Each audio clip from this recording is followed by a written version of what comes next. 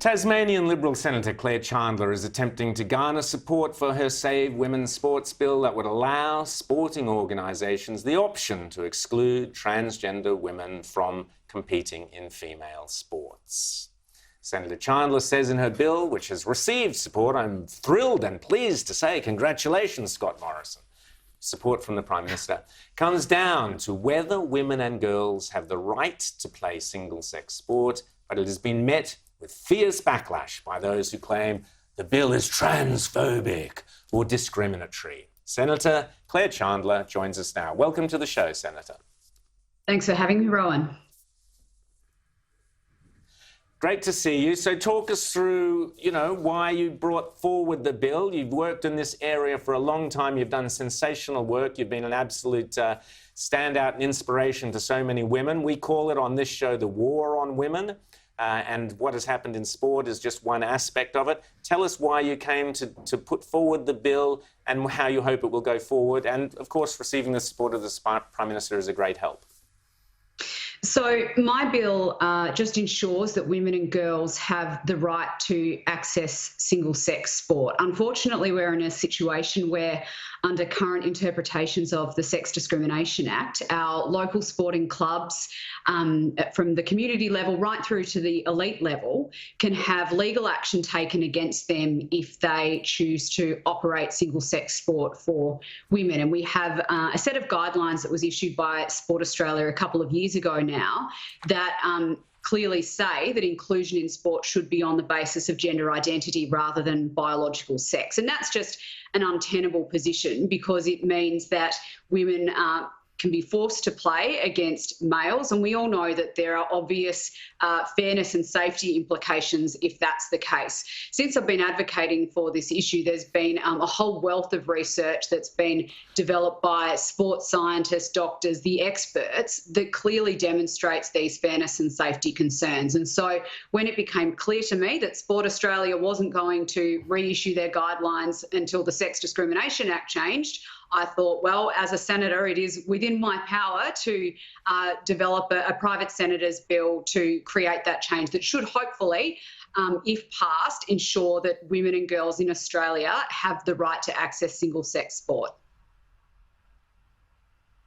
Well, Rita. Absolute right.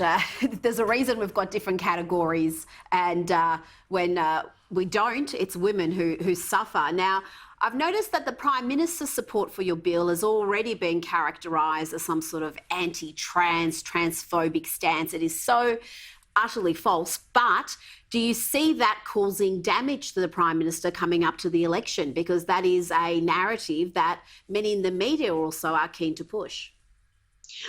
I certainly don't think it will be damaging at all, Rita. Like I say, my bill is about ensuring women and girls have the right to access single-sex sport, and it doesn't stop sports from offering other forms of competitions that facilitate inclusion for everybody, whether that's a mixed category or a social category or an open competition. There are still going to be those options available for sports to develop, to ensure that everyone can get involved in whatever their sport may be. But it really frustrates me when people characterise the work that I've been doing and the bill that I've been developing in this way and say, oh, well, this isn't really a problem.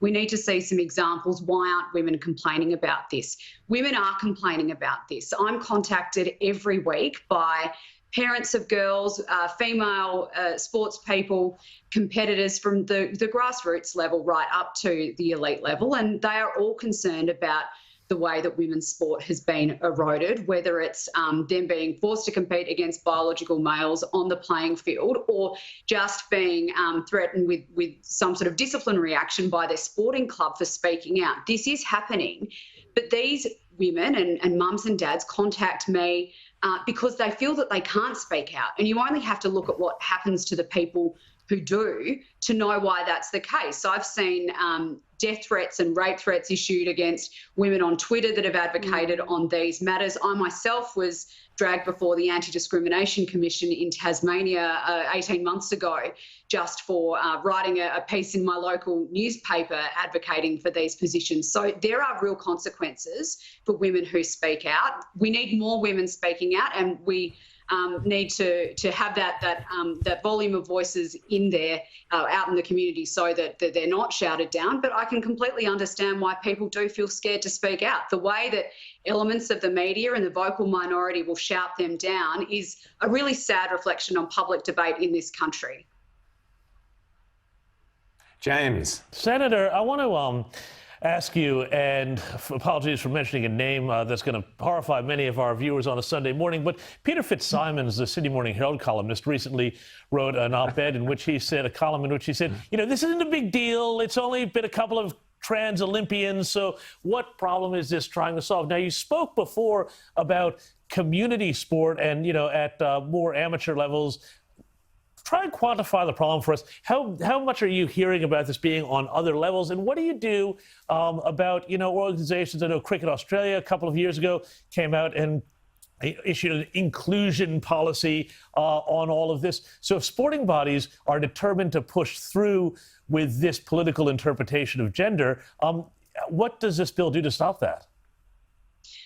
Well, first of all, I was pretty shocked by the commentary from Peter Fitzsimmons saying that this isn't a problem when we have a swimmer in the United States, Leah Thomas, entering swim meets with, she's a trans woman, biological male, identifies as female, competing against young women at a college level and blitzing them in the pool by 7 seconds, where we've had Laurel Hubbard compete at the Olympics, taking the place of a female in the women's weightlifting. This is absolutely happening, and it's only reasonable that Australian mums and dads and women are looking at this and are worried about the ramifications that this is going to have on their sport. But honestly, I hear about these concerns from the elite level, like I've just mentioned with Laurel Hubbard and Leah Thomas, and we know that this is happening in Australia, right down to the community level, and mums and dads in particular saying that their daughters have eventually decided not to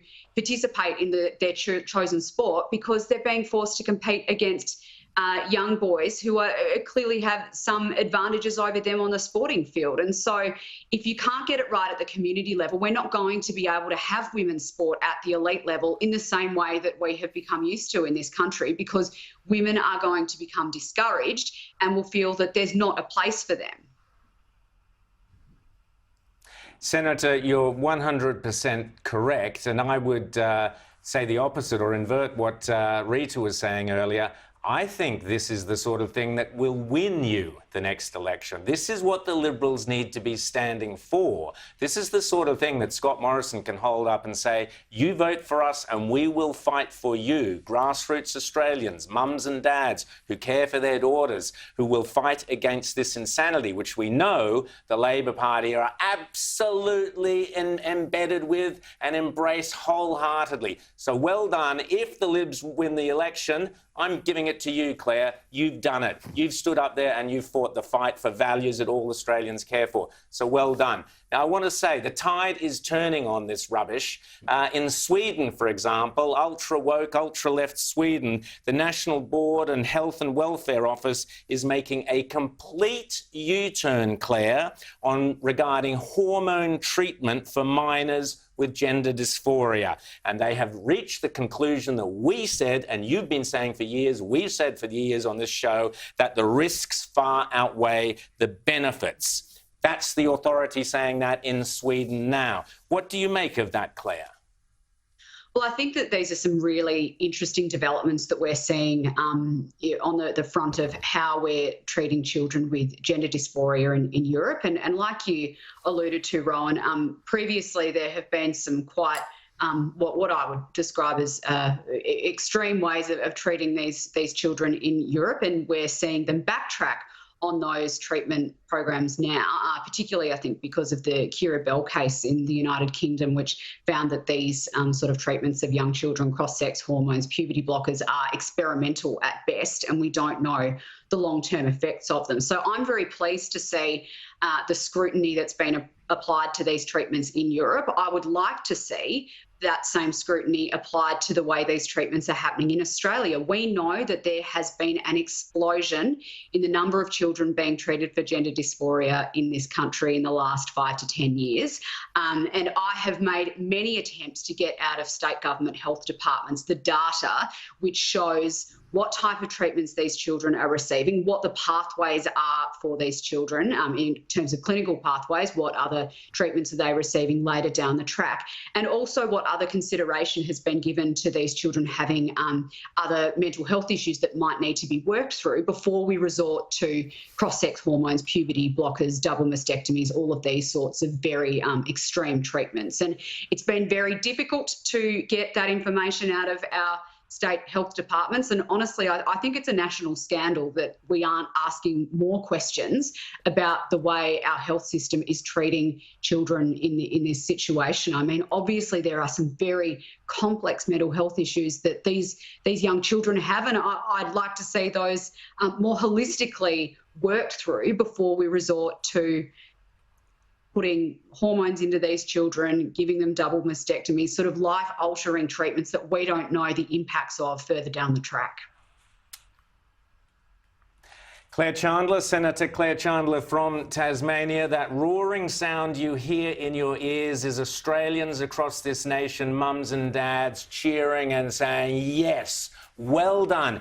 Don't listen to the naysayers, whatever you do. You carry on fighting. Australia is behind you. And as I say, if the Liberals win the election, it's thanks to people like you in particular. Claire Chandler, thanks so much for coming on Outsiders this morning.